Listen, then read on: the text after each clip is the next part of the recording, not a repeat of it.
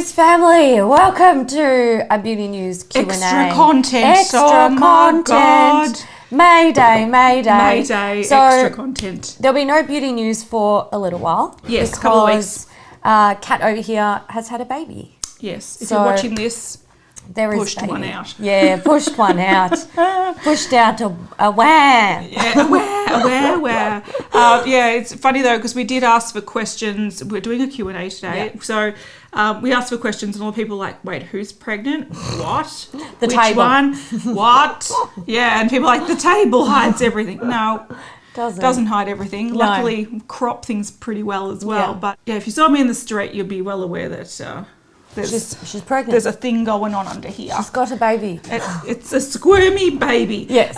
So we've decided to take a couple of weeks off. A bunch of questions that we're just going to address really, really quickly. People are like, are you going to get people to fill in? You're going to get guests on Beauty News? And the answer is we would love to do that, but we cannot do that. No. Simply because it's not as if we pop in here once a week for an hour to 2 hours and film and that's all we do. If that was the case, we would totally get someone to jump in. Yeah. But I probably work on beauty news related, or to do the video, there's probably at least 20 hours of work that I do behind the scenes and we can't get someone to fill in with that. So what we're doing is just putting up extra content, this kind of pre-filmed content for a few weeks, and then we'll be back with probably slightly shorter episodes when I've settled in. Yes. That's the plan. Jen. Now, we are going to run through a bunch of questions, but of course, we've done Q&As before. We will link them down below. Yep. There were a lot of questions that we've answered before. Yes. And, you know, since there's two people sort of chiming in on these questions, the videos get really long. We don't want to cover old ground. So if there's something else that you want to know, it's a bit more of a general question, like how did we meet? How do we start the channel? That's all been covered. How do we split the work? Before. Yeah. That's all been... Yeah, so there's one particular... I think the last time we did a Q&A, which was admittedly a while ago, and on our sort of extra channel.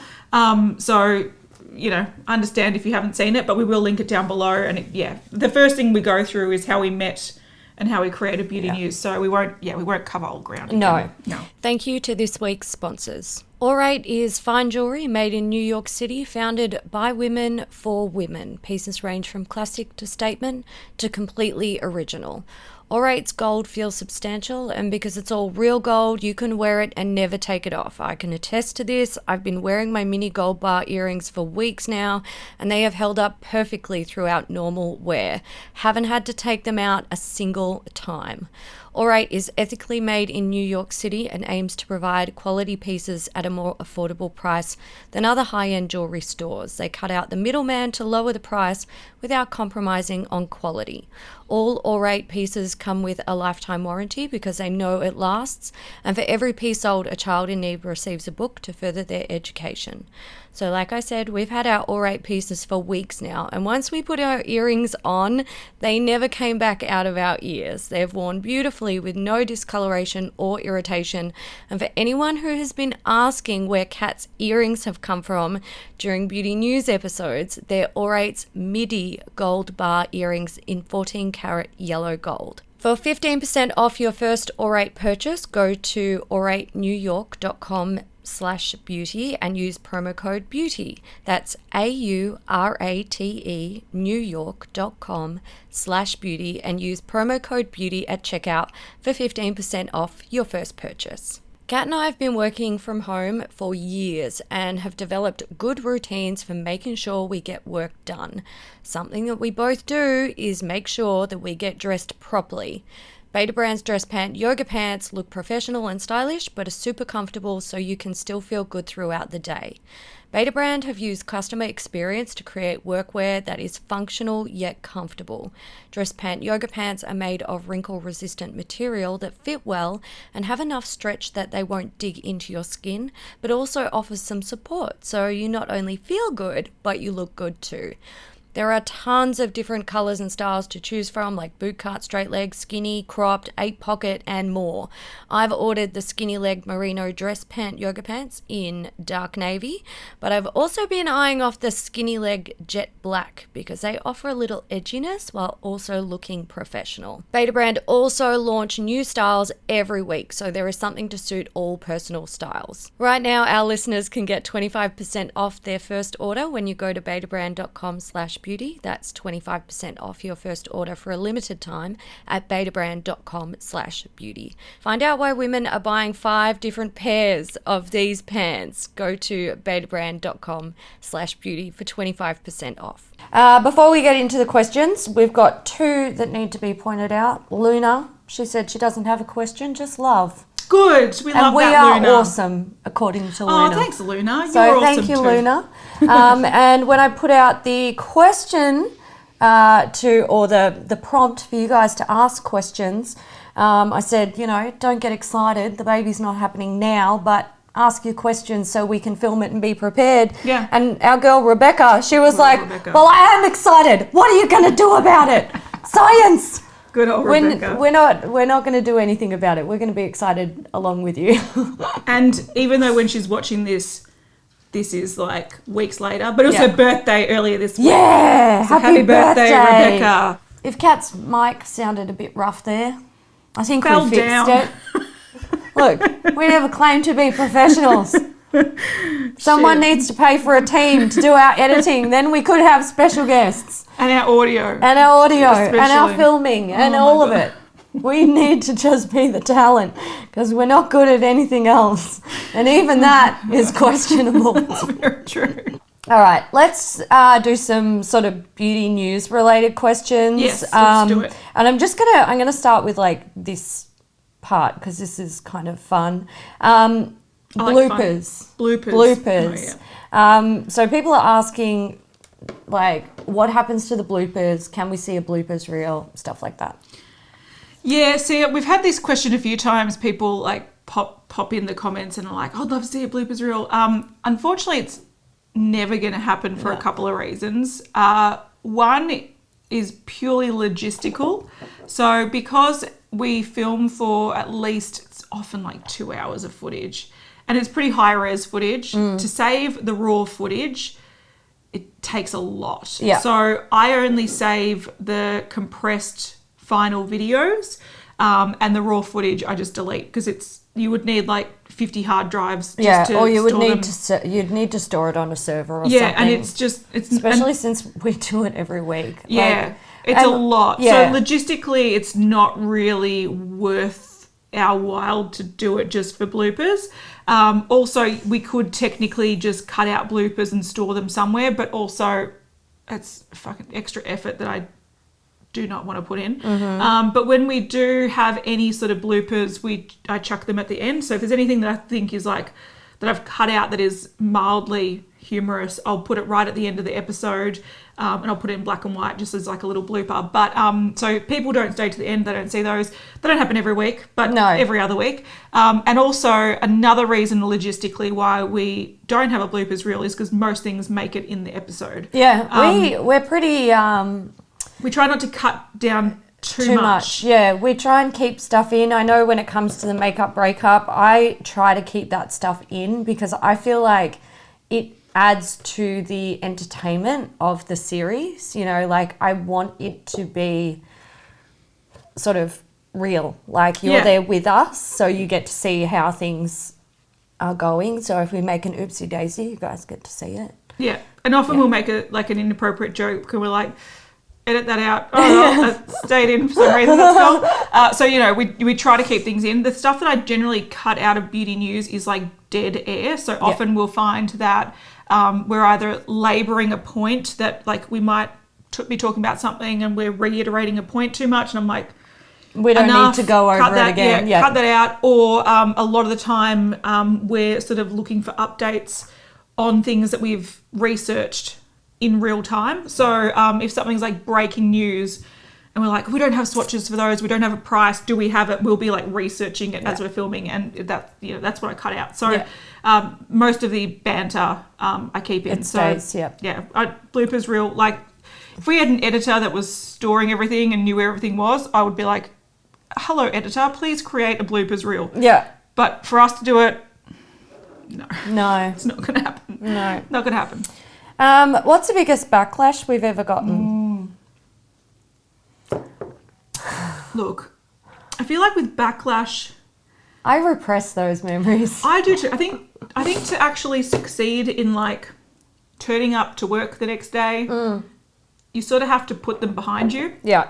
We have had a few backlashes, and they're generally like in my opinion, making a mountain out of a molehill. So we have had some like legal issues and whatnot that aren't just little things. They're like legitimate things. There's one that may be sort of currently happening. Yeah. That we might mention down the track, but we won't mention now. So there's things like that are like more serious backlash type things. But then there's just like a response, like the last one I can think of was with the Jackie Aina palette, because we said that the shades were repetitive, we got a backlash of people saying that's because we're white and we're racist, which I thought was really uncalled for, and it was like almost absolutely ridiculous. Absolutely ridiculous. But it was also like a shock because you sort of critique makeup on a weekly basis and you say the same criticism about 100 other palettes and it's totally fine. All of a sudden you say it about Jackie Aina and people... And you're a racist. And people start calling you a racist bitch and whatever. So that was probably the last one that we were just like, whoa, that... I didn't expect that. And usually the backlash is when you're not expecting it. That's what I think... I'm sure there's a lot of backlashes that happen that people do expect, but I find the ones that hit home the most, the ones that you just can't really foresee. But you always learn from them and try to move on. But we haven't had huge backlashes like Tati and James Charles. We haven't had that, thank God. Yeah, not like massive drama. But just sort of, the drama channels don't talk about us. That's essentially the crux of it. So that's our goal in life, is to stay off the drama channels. Correct. If we're doing that, we're doing something right. We're doing all right. Yeah. So yeah, there's been backlashes, but like, to keep going, you have to sort of ignore them. Yeah. Or learn from them. Yes, you do. Yeah. You've got to sort of let it go. Yes, you've got to let it go. Otherwise, you just wouldn't do the job. True. How often do we strongly disagree on a product or release? Look, I think you could take this two ways. We do have often enough, we get some criticism that we always agree, which is, I think every episode there's a few things we disagree on. There are. But we don't make a big point of saying, I disagree with you, Hailey. No. We just sort of go, oh yeah, I understand. Yeah, no, it's not for me. And then we move on. So you sort of respect that. So we do, I would say that we disagree often. We do. Yeah, we do. Often. People don't pay attention. You know, if Kat's like, oh, I like this or I like that. And I'm like, oh yeah, okay, yep. Or that's not me. Yeah, I don't like green, so it's not for me. Yeah, and she's like, yeah, that's fair. Yeah. That's not her agreeing that now she doesn't like green because I don't like green. Which I think some people think is what that is. They do. Yeah. I think a lot of people just...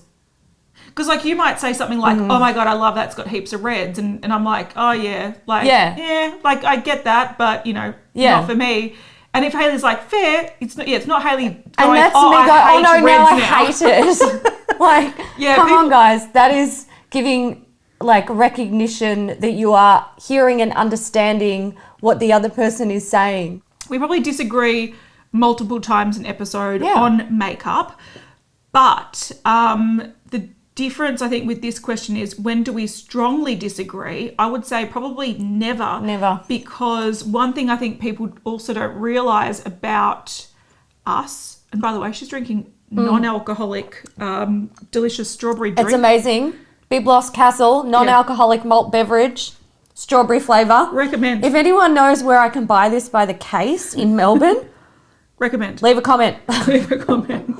Just thought I'd point that out. Yeah. This is not a This is also it looks Coke, beerish. not wine. Yeah, it looks a bit it looks beerish. like we're on the booze, but we're not. So also I think the key thing about that question is that we don't actually have, like, I think because we're so sort of burnt out with makeup releases, and we will discuss this because we'll be doing another chatty video about sort of our sort of journey with the makeup, like buying makeup, using makeup, purchasing makeup. Yeah. We're going to be talking about that in the next week or two. It's going to be extra content while we're off as well.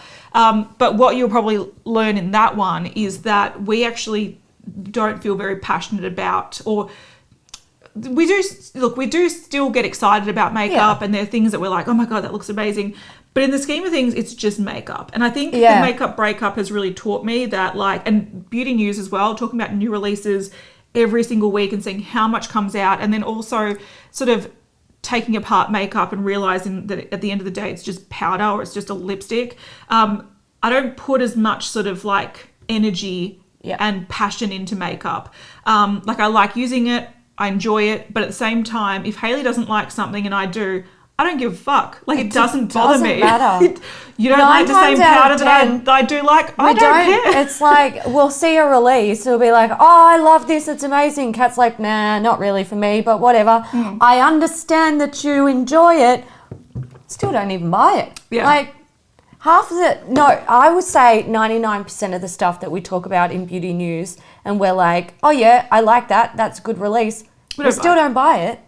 Because we don't need that shit. Yeah, so I think... So much crap released. Yeah, so we disagree often, but do we strongly disagree? Never. Not over makeup. No. Rarely over anything. No. I agree with you that drink is delicious. It's fucking amazing. Okay, let's talk about brand collaborations. Okay, so we've had a lot of questions about which companies we would want to work with, what products we would want to make, what stuff like that. Eyeshadow palettes we would create. How our perfect eyeshadow palettes would look, stuff like that. I'm going to say there's heaps of brands that I would work with. I'm not going to... We've actually talked about this in another video as well. Yeah, we did. We created a video last year about if we could create a collaboration with brands, what would it be? Yeah, so we'll link that below. Yeah, we'll link that below. But things that we did mention, I think, like we talked about Bare Minerals. I think you mentioned Colourpop at some point in time. We talked about some indie brands like making liners. Was it with like JD Glow? Whatever it was. Yeah. You know, there are a lot of brands that we enjoy using and that we would collaborate with. Like I would love to pull Bare Minerals out of the really basic eyeshadow palette sort of color stories and create something with them because I really like their formula. So there's like a lot of brands that we would love to work with. Yeah. But I think what it comes down to is, and we've had questions like, is there anything on the cards? There is nothing on the cards. There is no nothing. I'm not hiding anything. I'm not trying to be cryptic. There is nothing on the table. We are not doing a collaboration with a brand. Besides this audio equipment and these baby wipes and our drinks, there is nothing on the table in terms of anything. So nothing's happening. But we also don't really want to delve into, like, besides we did that video already. Yeah. But we don't want to delve too much into, like, what would my perfect palette be? Because the worst thing would be in 6 months' time if you see a brand bring out something that you discussed. Yeah. I would be fucking fuming. Yeah.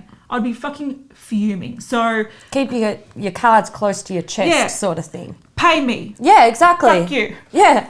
Fuck you, pay me. I've been saying it for years. And it works, because eventually they do. Or they just don't offer you anything. Like sometimes, yes. This situation, which, look, I don't blame brands because I think we give off a sort of impression that we would be difficult to work with. Yeah. Which we're not. But no, we're not. No. And we'll get to a perception thing down the track. But no, I also, like, we're in Australia, so it's sort of hard, I think, from a lot of international brands to even want to consider working with us because we're like, we're in a different time zone. And if you want to talk to us, it has to be at night your time, which is going to be morning our time. Like, it's just... It's difficult. It's so much easier just to access people that they have there. Yeah. Okay, we had a lot of questions about like consulting brands. Mm-hmm. So have brands ever contacted us to like consult with them, research purposes, marketing for products or packaging or anything like that? Would we consider creating a marketing or consulting company? stuff like that. Yes. And the short answer to that is no, because we don't know the ins and outs of marketing. Yeah, I think when it comes to that last one about like, would you start a business, like a consulting company or marketing company? Yeah. The hard, firm answer is no. Because I sort of feel like, similar to how sometimes we get a bit frustrated, and we'll probably talk about this more later, when we do things and then people try to tell us how we should do our job better, and you're like, well, you're not here. And Yeah, you don't understand actually get it. Logistics of why we do what we do, or whatever it happens to be. So we don't want to be that person to a brand. We don't have any experience in marketing. We don't have any education in marketing. We don't know anything about manufacturing at all. No. So I would never go to a brand and be like, I'll tell you how to do your job. No. Never. No. Never. It would... That company would fall flat and we would go bankrupt and it would be ridiculous. Yeah. So we would never look at doing that. Like I would love at some stage for brands to come to us and be like, look, we're thinking of releasing this palette. What's your thoughts on it? We could do that. Like, I would love to do that, I wouldn't form a company offering that service. No, I would be comfortable doing that if brand A came to us and said, we're making this palette. What do you think of the color story? What do you think of the layout of the pans or the packaging or this, blah, blah, blah. I'd totally be down with that, but I'm not looking to start a marketing or consulting agency. Okay, this goes back a little bit to if we had like any collabs on the cards. Are we starting, or would we start a cosmetic line, and what would be the first item that we make? Yeah, there was a lot of questions about that. A lot of what would you make? What would your brand be called? What would you name your brand? Yeah, what would you name your imaginary makeup lines? Look, I think again, would I love to create a brand in the future? Absolutely. Mm-hmm. I feel like for a makeup lover who analyzes makeup and this is not just, you don't have to be on YouTube to do this. Anyone that's passionate about makeup would be like, oh, I'd love to be able to like pick formulas and pick my favorite this or favorite that, or the foundation that suits me the best. Like, I've never found a perfect foundation. I want to create it. Like, these things would be fantastic. But at the same time, I think what people don't really realize, and we even joke about this like whole 2-year thing. People saying it took 2 years to make this collab, took 2 years in development, 2 years. When you're actually starting out, things do take 2 years, if not longer, because you're learning along the way, and everything is very, very costly. And my biggest issue about starting a brand, and this is the hesitation I have, would be that by the time you're started something and then you release it, it's 2 years obsolete. And again, we might know what the trends are that might be coming up that are out of the releases, but there are trend forecasters that work with brands. Because a lot of brands have to plan 2 years in advance. We don't know what the trend forecast is. So it'd be a huge risk, and it'd be something that like I wouldn't want to put something out there that is really dated, or that people like, I've seen this 1,000 times, or because we're the ones that criticize that people that do that, I would need to dot our I's and cross our T's and bring out the most amazing fucking thing, or a gap in the market that no one has tapped into, which is really hard to find these days, to actually want to release something. So, we're very hesitant going down that road. And for all the people that are asking, what would you release? Well, if we came up with something, we're not going to tell you. We're not going to tell you. You wouldn't even know that it's in the works. Yeah. It would just be there one day. Yeah, that's how we even if we were answering this question right now, like, we wouldn't even be coy about it. We'd be like, no, and we'd tell you nothing. Yeah. So if we wouldn't do a Jaclyn Hill where it's like Jaclyn Hill Cosmetics something coming, and then like it takes her 2 years, 2.5 years to actually release it. You won't even know that it's in the works, and then one day it'll be there. So maybe one day. Check back in 10 years time. Check back every week for an update in beauty news. Every 2 years. Check back in every 2 years. You'll be right. Okay. What is our favourite thing about filming beauty news? Oh, wait. I have to add this. Do we screenshot funny comments and send them to each other? That's a fair question to ask. Great question, Faith. That is a fair question to ask. I'd say my favourite thing about filming beauty news is that it's fun to do. Yeah. Most of the time. Yeah. The filming is probably the most fun part of the whole process. Yeah. The rest of it is just like work. It's an office job type thing. You sit at your computer and you work. I generally work from like 9 till 6 sometimes. So sometimes longer if it's a long filming editing day. The fun part is the filming, and it's mainly just because I get to catch up with one of my best friends. It's a social thing. It's fun. We get to shoot the shit about makeup, but also like we get to catch up personally and before this we had a kebab. Yeah, we had a kebab. We had lunch together and we chit chat about like COVID-19 and other people. Like I was asking how Simon's going and all this sort of stuff. So we sort of catch up on each other's lives and what's going on, and so filming days are always fun. It's an excuse to catch up. And as for the comments, so we don't usually screenshot like funny comments. They're sort of like the little golden eggs that you look for when you're actually going through the comments and you have a little chuckle to yourself. Occasionally we will screenshot very dim-witted comments. I'm trying to think of a not too harsh way to say it, but also be true to myself. It's true. Sometimes we will screenshot. We call them potato comments. Potato comments, yep. If they're, especially when I'm going through like the held for review, you often get some really like feral comments, and we'll screenshot those. Yeah. So we're more inclined to share the idiocracy. Yes. Yeah. Rather than the humour, if that makes sense. Because the humour is great and it's there, and if you're scrolling through the comments, you can see it and go, that's cool. And sometimes like having the humour there as that little Easter egg, if someone's going through the comments, that helps to lighten the mood after you've just read like, say, 10 comments that you're just like, really? Yeah. And then you'll get this little Easter egg and you're like, the world is not going to complete shit. Yeah, so we do screenshot comments, but different types. Different types. Hope that doesn't disappoint you too much. Potato comments. Potatoes. Thank you to our final sponsor for this episode. If you're listening to this, there's a good chance you know the struggle. A bathroom cabinet and shower full of half-used shampoo, conditioner, and other hair products that just didn't quite live up to their claims.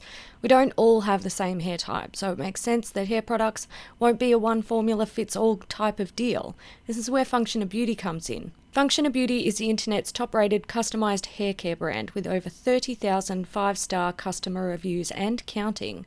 Curly or straight, natural or processed, Function of Beauty individually formulates every bottle based on your unique hair type, style preferences, and hair goals. To begin the short 4-question quiz and save 20% on your first purchase, go to functionofbeauty.com/beauty. You tell them all about your hair and even customize your formula with fragrance and color, or you can go dye and fragrance free. The products are so personalised, your name is even printed on the bottle. Plus, Function of Beauty is vegan and cruelty-free. They never use sulfates, parabens, phthalates, mineral oils, or any other harmful ingredients. I love that Function of Beauty gives me the ability to focus exactly on my personal hair and scalp type to achieve the results I want in a shampoo and conditioner. And I can even get a purple shampoo to minimise brassy tones and choose a silicone-free formula. To get started right away, go to functionofbeauty.com/beauty to take your 4-part hair profile quiz and save 20% on your first order. Don't spend another minute in hair misery. Go to functionofbeauty.com/beauty to let them know that we sent you. That's functionofbeauty.com/beauty. All right, we did get a question about if we will be going to VidCon Australia. So last year we did not go to VidCon Australia because YouTube was not involved in VidCon Australia. I think they were involved to some degree, but they pulled out a lot of funding. Yes. Yeah. Yeah. And usually YouTube are the ones that invite us to VidCon, not Yes. VidCon. Yeah, VidCon have never approached us to appear at VidCon. No. If we've ever been at VidCon, which we were at the first two Melbourne, there's been 3 so far. Yep. They would give us a free ticket, and they often have like a YouTube lounge and like an opening sort of party, and you know, you can sort of, you know, so we'd go to those things. Yep. And we would go to the sessions and whatnot. But last year they did pull out a lot of funding, which was really strange because I don't know, they were sort of distancing themselves from VidCon for some reason, but they didn't give out any free tickets to creators. They sort of deterred bigger creators to sort of This go. is VidCon. VidCon. VidCon deterred Yep. bigger creators from going. And they also sort of deterred, they didn't have like the lounge and stuff to help people sort of meet up and chat and, you know, network and whatnot. So we didn't go last year because we're not opposed to buying tickets to go to VidCon. It's just that the sessions It's actually not worth it. They're not targeted to I us. personally wouldn't pay for any of the tickets because they're not targeted to us, or we already know all of the information. Yeah. So I think the problem with VidCon is, and this is feedback we've given them for the past couple of years, is that they have either the creator or the industry, and with the creator, the information that you get is basic entry level information. Very, very helpful when you're starting out. But when this is actually sort of like your job or your part-time job or something like that, you know all of that plus. Or sometimes you might pick up a little tip, but it's not worth sitting through 8 hours of sessions to find one extra tip that you got. Also, we've got direct access to YouTube, so if we wanted any questions answered, we can ask someone. So for us, it wasn't worth it. And as far as I'm aware, they sort of signed up for 3 years. Yeah. So I don't even know if it's going to happen this year. I feel like we And usually also with- start to hear about it around this time of year. Yeah, So, and I'm also not sure. with the coronavirus business, Oh, I yeah. think it'll that's going to be if they were considering it, which I heard that they probably weren't. I think that was the nail in the coffin. So no. No, we're not going. All right, here is a fun one. Oh, I like a fun one. Danny asks, what misconceptions do you think people or viewers have of you? This is a good one. This is a fantastic question. These are the ones that we're like, yeah, good job, Danny. Yeah, I think people think we are right fucking bitches. I do agree with that. Yeah, and we're not. I know she's not. I know I'm not. I know she would tell me that I'm not. She knows she's not. We're not bitches. Yeah. I think people perceive us that way because we are very opinionated. We're not afraid to speak our mind. We stick up for ourselves. We don't take shit from people. And that is threatening to a lot of people. Yeah. I And think that's then fair. those people will get vocal and be like, I hate those girls. They're so rude, or like gutter mouths, or they're like, you know, trashy or bitchy or whatever. But I also know that a lot of people don't think that about us. Yeah, and I think also probably a big misconception, and once again, like there was that tag that went around. What was that? Something about you're perceptions. reading your assumptions about me or something like that. And we actively chose not to do that for sort of 2 linked reasons.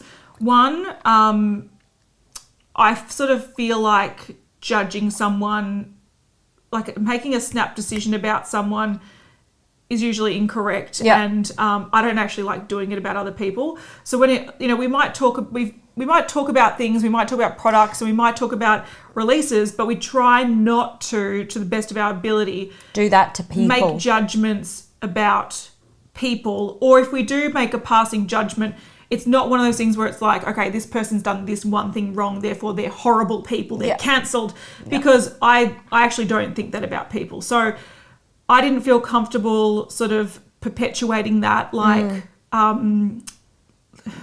giving voice to people's ignorant opinions on people they don't know.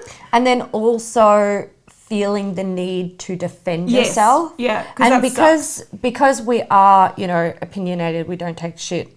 We voice ourselves, we stick up for ourselves. I feel like if we had done one of those videos, it would have just been us looking like we're trying to defend ourselves against like nasty perceptions that people have of us.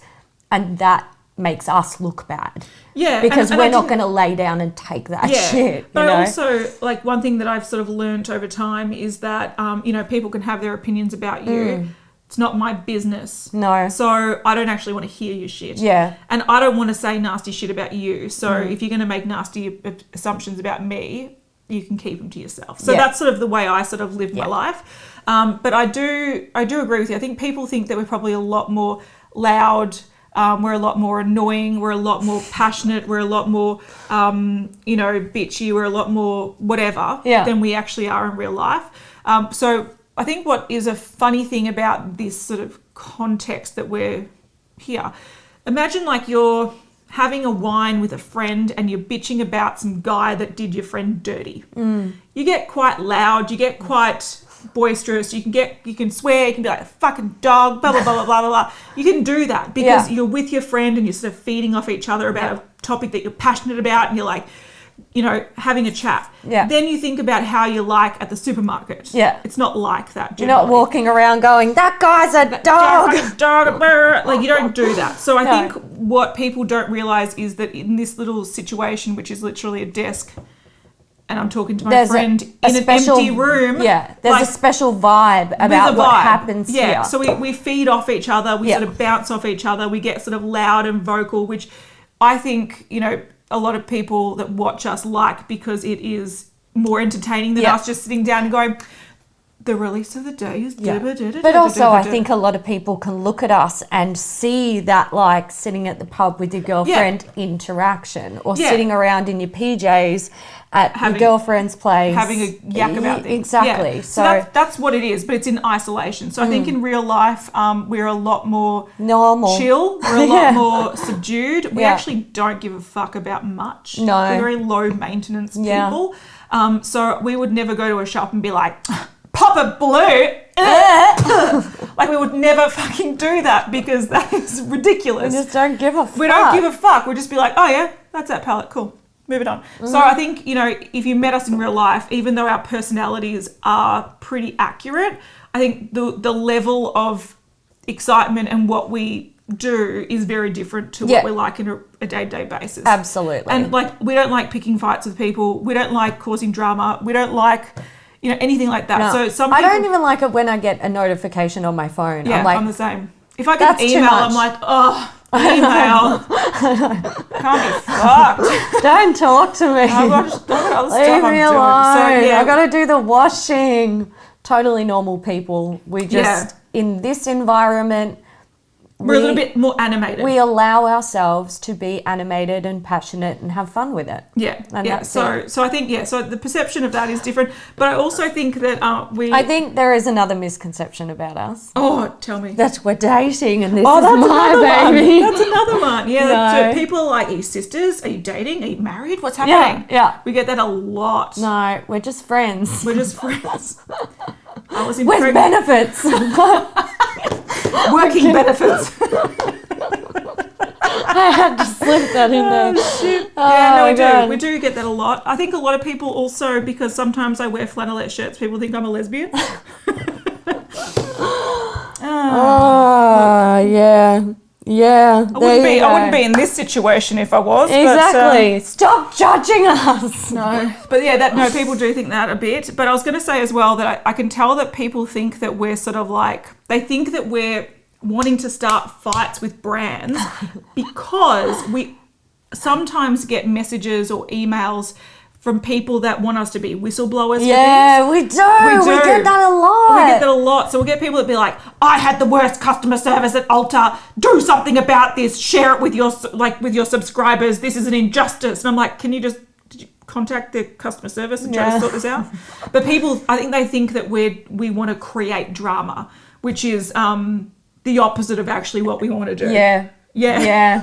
We're happy to be vocal and we're happy to be opinionated, but absolutely. we don't fucking want to create no drama. Fuck no. And I don't want to get involved in your drama. No thanks. No. But I really, like, I think what happens as you sort of get older as well and you sort of see both sides and multiple sides of things and you hear from brands and you hear from consumers and you hear from everyone, you start realizing that life's pretty fucking complicated. Yeah. And the best thing to do is try to sort things out with the brand. Yeah. And talk to their customer service. If that doesn't work, okay, kick up a stink online if you wanted to, but we're not here to whistle-blow. Don't involve us in it. Don't involve We us. don't do it.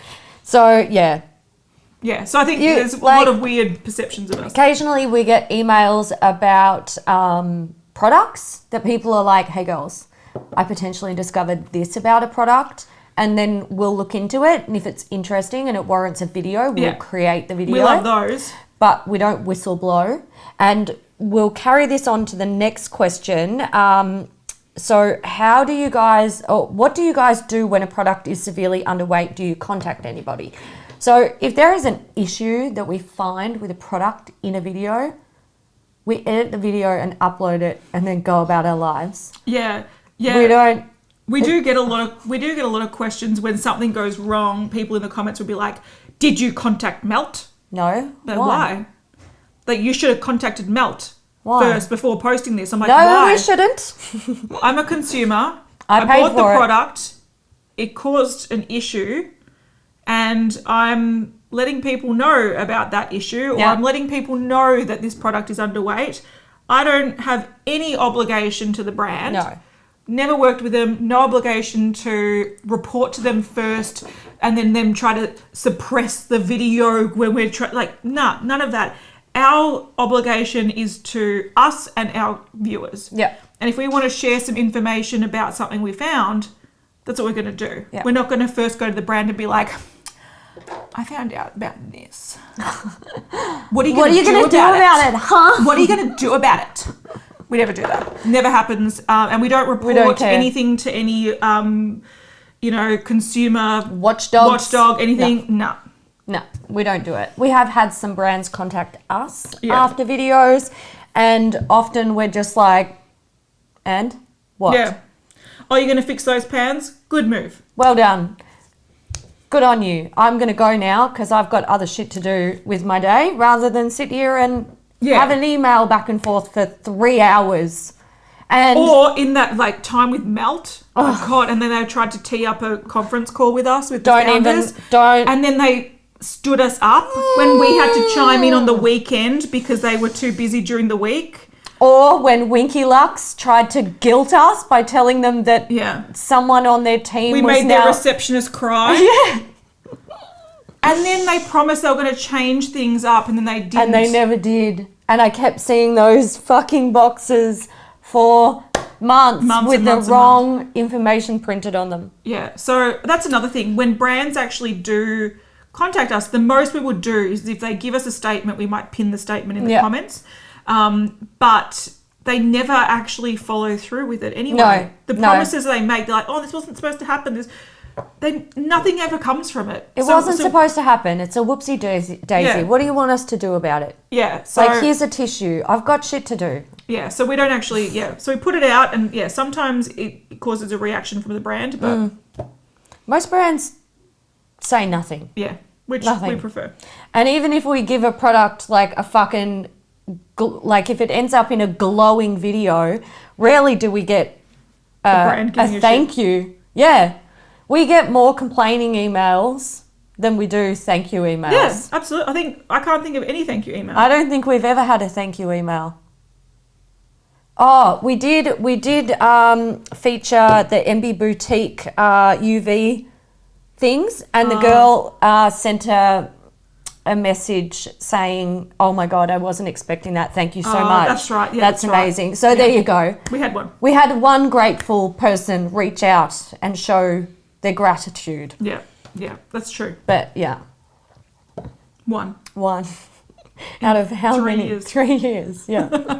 Okay. So Steph has asked about the comment section. So she says she's been on a binge of the Makeup Breakup playlist for the last few weeks. Thank you. And she has found herself in the comments section reading the fighting on certain videos, crazy expectations put on us. And what she wants to know is how we managed to not lose our shit and keep doing the videos for so long.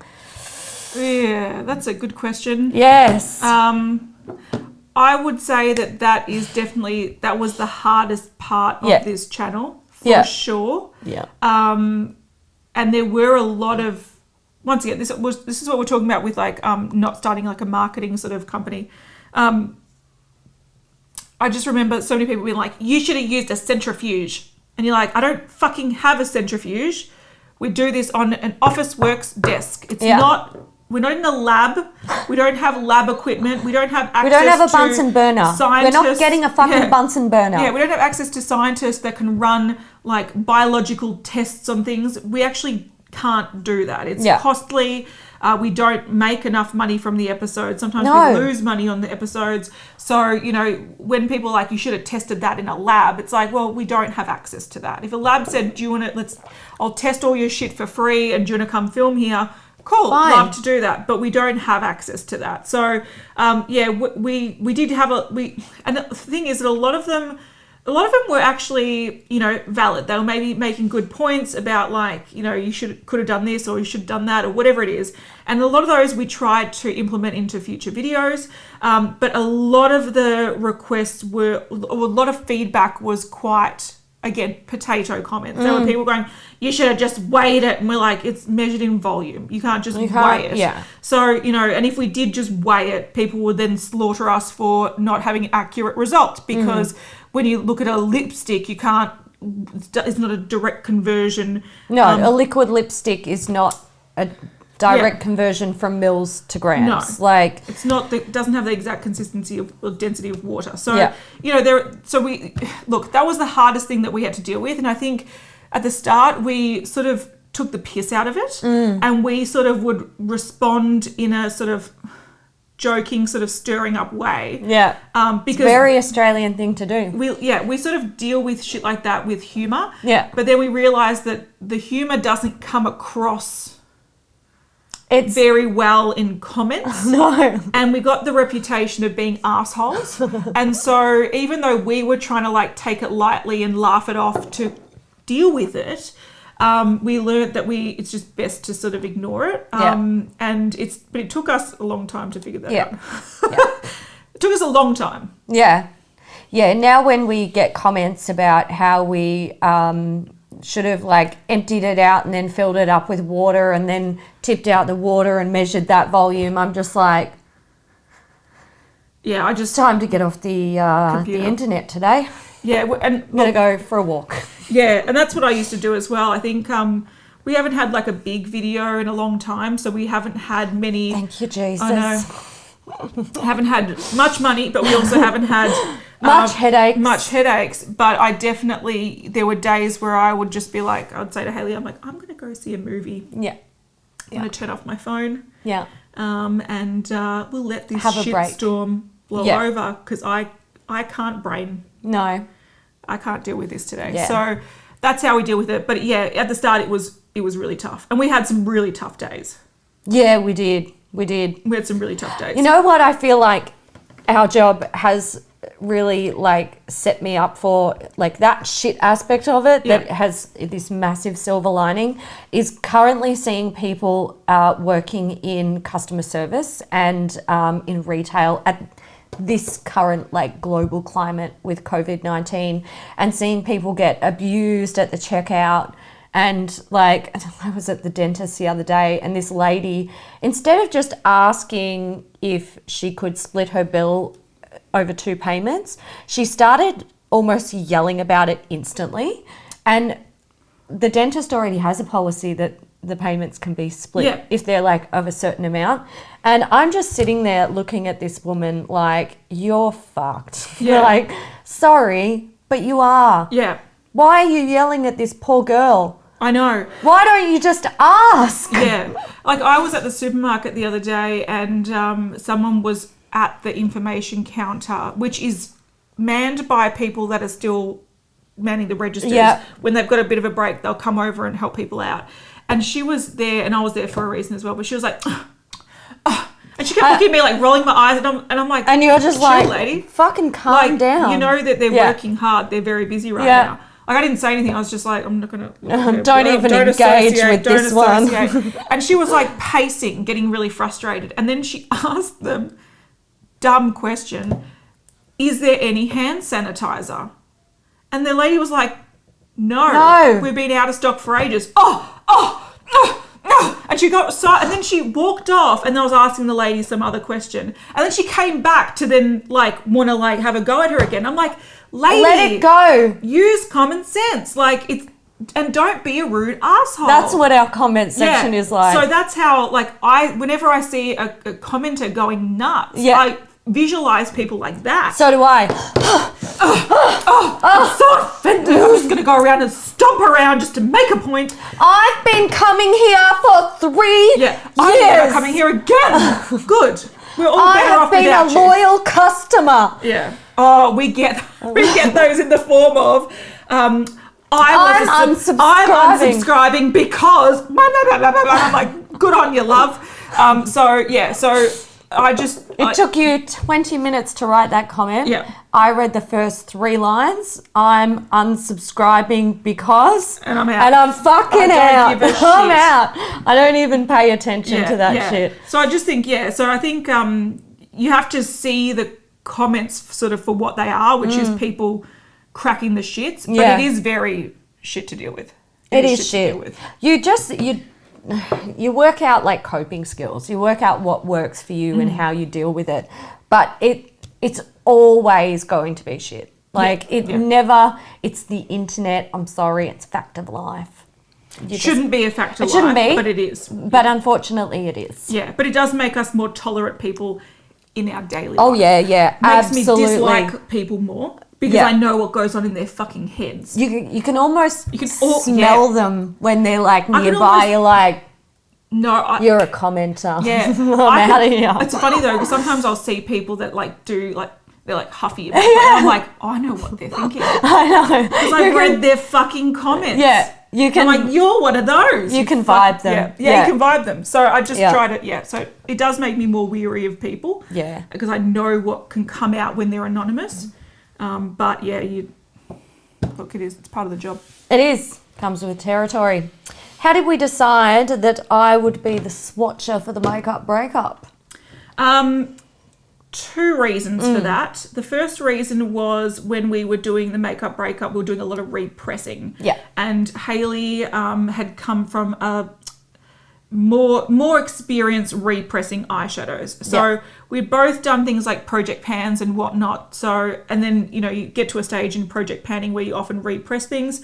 And I was more of I will just use it. Yeah. I will just use it until it's gone. Whereas Hailey had a lot more experience with pressing makeup and the texture it needs to be and the pressure you need to put on it. So she sort of just naturally took that role. Yeah. And also what came out of that as well was that people like to criticize our hands. Yes. And people do this in a lot of videos.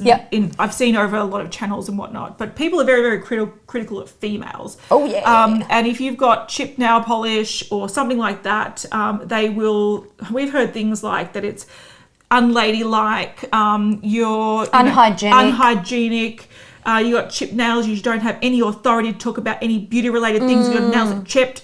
And because at the time I wore a lot more normal nail polish and Hailey wore a lot more gel polish, her hands always looked nicer. So there were sort of 2 reasons why she took that role. And I just took the role of using the macro lens, which is needs to be manually focused. So people think I just sit there just twiddling my thumbs, but I'm actually operating a camera. And sometimes she's keeping me amused as well. Yes. Chit-chatting or writing down 10, 10, 10, 10.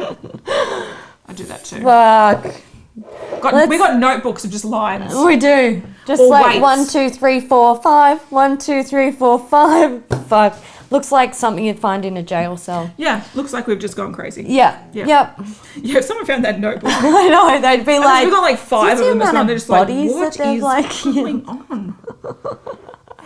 Nuts. Zombie apocalypse. Any survivors that found that, they'd be like... Let's get out of here. Something bad happened in this This is space. ground zero. Yeah.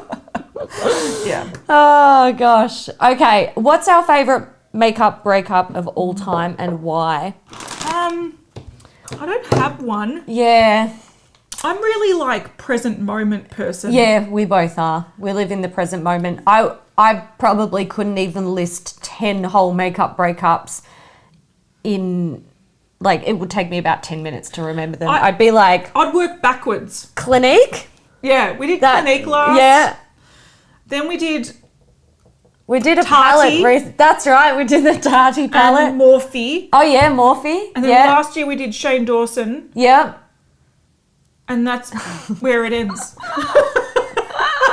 I know what's on the cards, but I'm always in like what's happening now and what's happening in the next. future. Yeah. So I don't really, and also I think because we've been doing it for so long, Oh, mate. I feel like They all just blend into one. Blend, yeah. How many pump swatches? Sprays, God. swipes.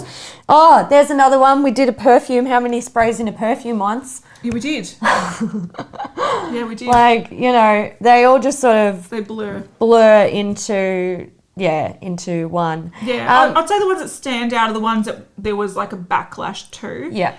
So talking about like the Winky Lux and the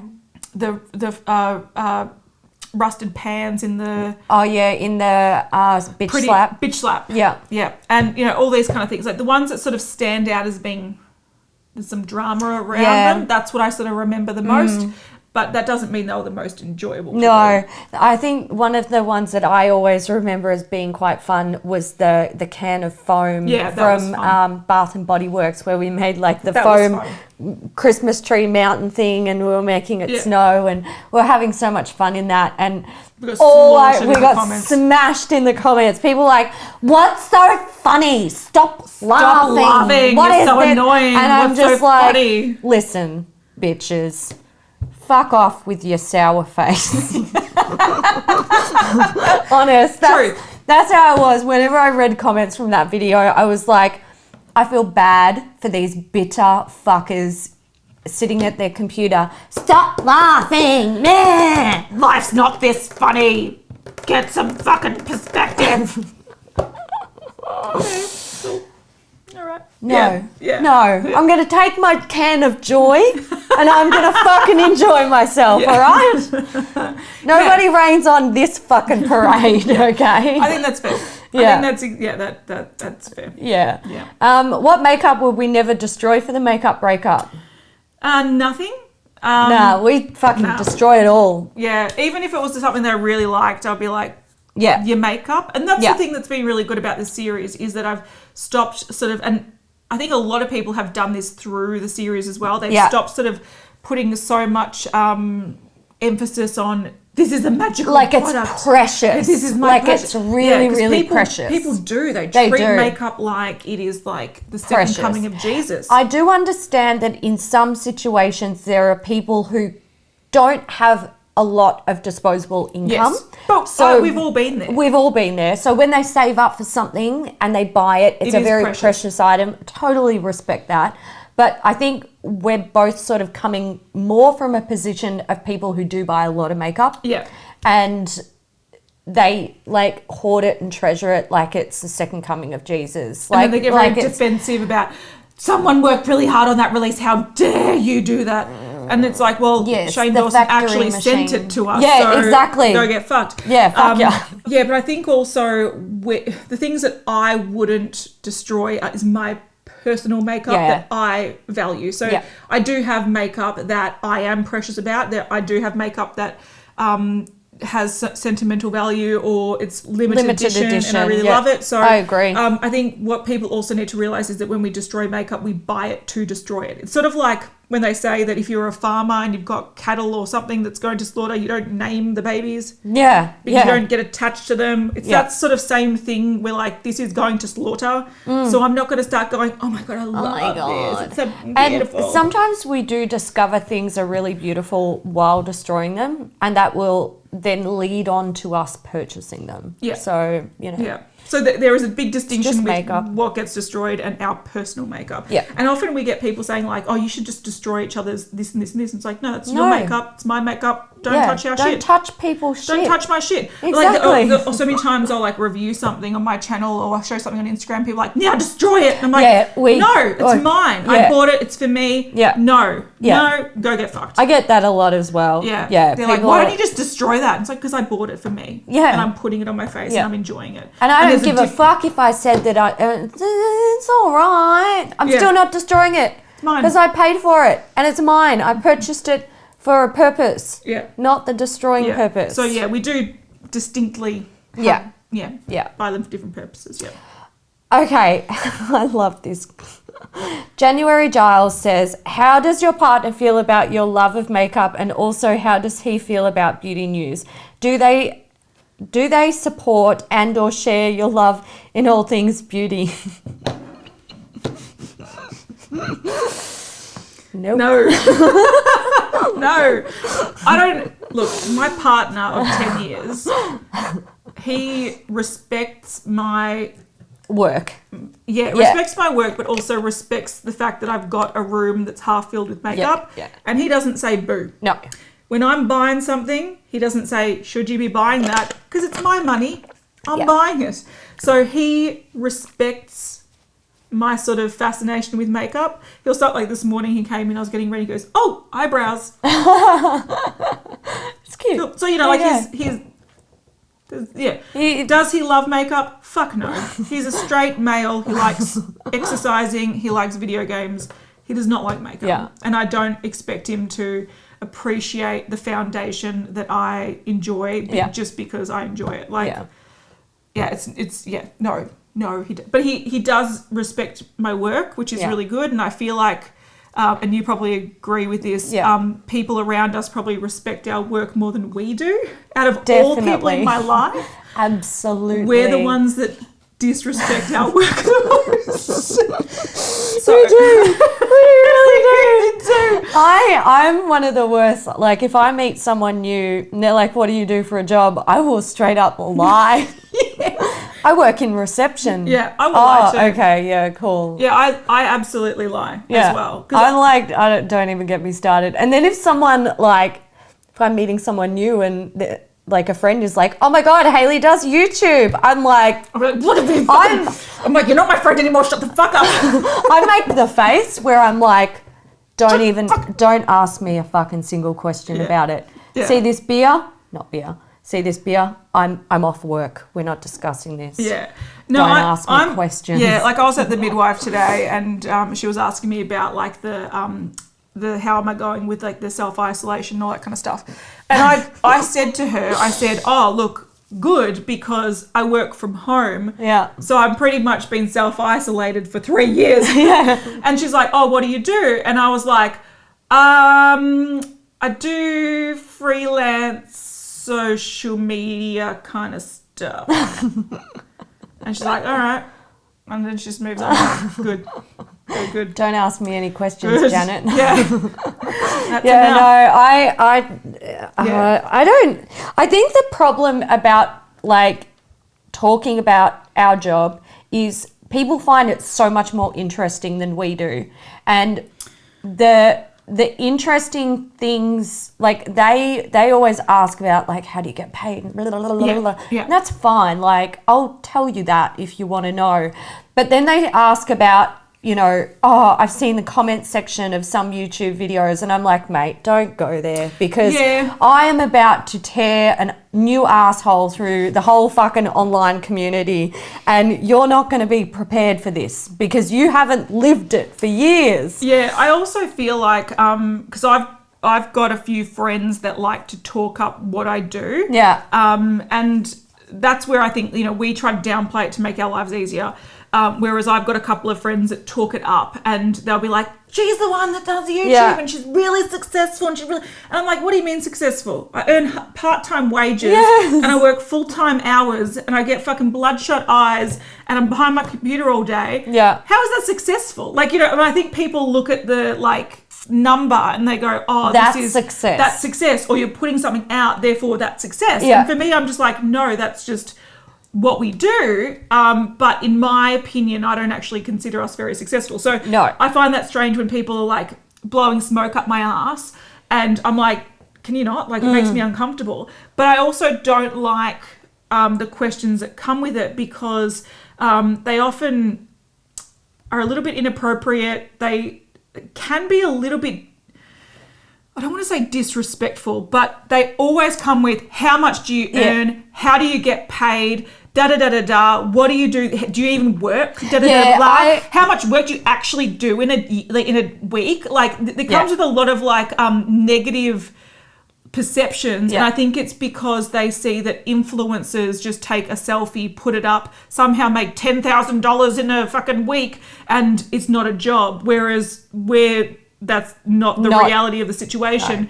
And I think because it has a negative sort of perception, you often cop a lot of that. And I'm like, no, I actually work like a lot every legitimately day. 40-hour week, and I earn probably what people on Centrelink earn in a week. So judge all you fucking want. Like, you should judge how little I fucking earn for how much I work. But I just feel like the conversations are often uncomfortable, and you don't meet someone in your day-to-day life and go, oh yeah, so you're a you work in marketing. Worker. How much do you earn? And how do you get paid? Like, you don't do that. What do you pay in taxes? Yeah, how many hour, like in an hour, how many minutes of work are you actually doing? Yeah. Like, you don't actually ask people that, but for some reason we get asked that. So I just tend to avoid it. I'm like, none of your business. Yeah. I can pretty much say, I'm a stay-at-home mum. Yes. I'm just going to keep lying that I'm a receptionist. True. Sorry. Well, you are sort of. We are our own receptionists. We are, exactly. That's fair. I answer emails. Yeah, begrudgingly. Yes. All right. Our card is going to run out of footage that it can it's hold. It's giving us a time limit. It is. So, which YouTubers would you love to collab with? Personally, and this is coming from Just Kibby, she says, personally, I vote Shane Dawson and Raw Beauty Christie. We would definitely collaborate with Shane Dawson. Yeah. Because we've had like an interaction with with him. Granted, it was just on Instagram. But he did send us a package with handwritten notes. So yes. And the interaction has been... We're basically like family members now. Yeah, and it wasn't just an interaction. It was like there's been multiple back and forth over, a period of time. So I also would love to collaborate with Shane because I feel like he seems like a very sweet person, and because we have that sort of, we've spoken to him and have a personal connection, I would feel comfortable doing that. Yeah. Raw Beauty Christie is a funny one. Like, I watched her content for a long time. Like, I think I watched her content before she was even sort of popular. I think probably like maybe at around 20,000 subscribers. But in the last, I'm going to say year or two, I don't actually watch beauty content anymore, so I haven't watched her videos for the longest time. I watched one of hers recently. I had it on while I was tidying my bedroom, folding my clothes. But I don't really watch a lot of beauty content, and like, we haven't had any interaction with her. No. So that's not likely to happen. And I think, like, if we were going to do a collaboration with someone, it would be with someone that we've had a previous interaction with. Yeah, because I think... Like Angelica. Yeah. If she was in town, definitely. Yeah, because we've spoken to her. There's some rapport going on. Yeah. And I think that's really important because I think a lot of people from the outside think that a collaboration is like a business setup. Two people come in, do the work, and they leave. Yeah. But it's actually not the case. Like, we film in my house. Yeah. So for someone to come to my house and film with us, you actually want to have like a personal relationship with them. So we wouldn't just go, if the opportunity came around to collaborate with a big YouTuber that we had a relationship with, we would bend over backwards to try to make it happen. Yeah. But yeah, there has to be that personal connection. And I've never spoken to Christy, so I wouldn't feel comfortable being like, hey, do you want to collab? Yeah, no. I hate it when people do that. I would feel so awkward doing that. Yeah, and when people do that to us, it just feels like you're being used. Yeah. Which is never a good way to feel. It's awkward when you don't know the person and it's... And you don't know how you're gonna mesh in real life. It's not comfortable. Shane, yes, I'd totally collaborate with Shane. But is there any other ones that we'd want to? Philip DeFranco. Yes. There you go. There we go. We haven't had with him. We haven't but had. I would. We haven't had a convo with, but we would. Yeah. Good reference. I like it. All right. Let's do 2 more, and I'm going to tie them together. Do we watch each other's videos on each other's channels? Content, yeah. And what non-beauty content do you like to watch on YouTube? Okay, so firstly, the answer is yes. I would say Hailey's content is probably the only beauty content I watch. Same. For some weird reason. And I don't it's even know funny why. because I already know, like, when she publishes like a review or something or a project pan or something, I'm like, I already know the answer. Yeah. But I we've discussed it. I want to know. I want to see the video. But like often, like for example, you'll be talking about, I fucking hate this thing, or this foundation didn't work for me, and and then a video will come out, and I'm like, I want to see what she was talking about. She was talking about that she didn't work for her. I want to see how it didn't work for her. Yeah. But also, I don't know. I just feel like I'm just used to watching her content. Me too. Yeah. Me too. It's like a familiar voice. Yeah. It's just like, so I do. Yeah. But probably that's arguably some of the only beauty content. There might be a couple of videos from other creators that I know that I will watch if the video interests me. But otherwise, I watch non-beauty stuff. Yeah. Like I think because we create beauty stuff and we get so absorbed in it, I don't want to watch that when I'm getting ready agree. or when I'm relaxing. I sort of want to get out of that headspace. So yeah, I do watch Philip DeFranco. I do watch other news things. Yeah, I me watch too. Movie reviews. Westworld has come back out, so I love watching recaps of episodes after I've watched an episode.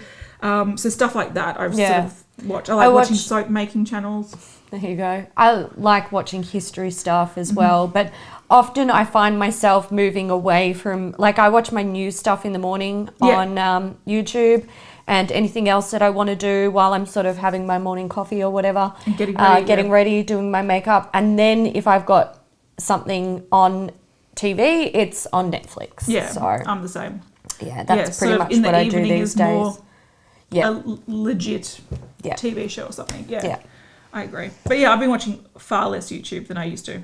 Yeah, me too. Far less. Yeah. All right, that is it for our Q&A. Yes. We will be back in a week with another video. Yes. And then another week with another video. Look, we don't know how long we're taking off. We are thinking so far into the future at this point that we don't actually know what's happening. So just check back next Friday. There'll be a video, or depending on where you are in the world, it might be Thursday night. Absolutely. There were a few questions about makeup collections, project pans, all that kind of stuff. It's all coming up in the next one. We'll be talking more about that in the next chatty video. So check that ask out. those questions. That's where they'll be.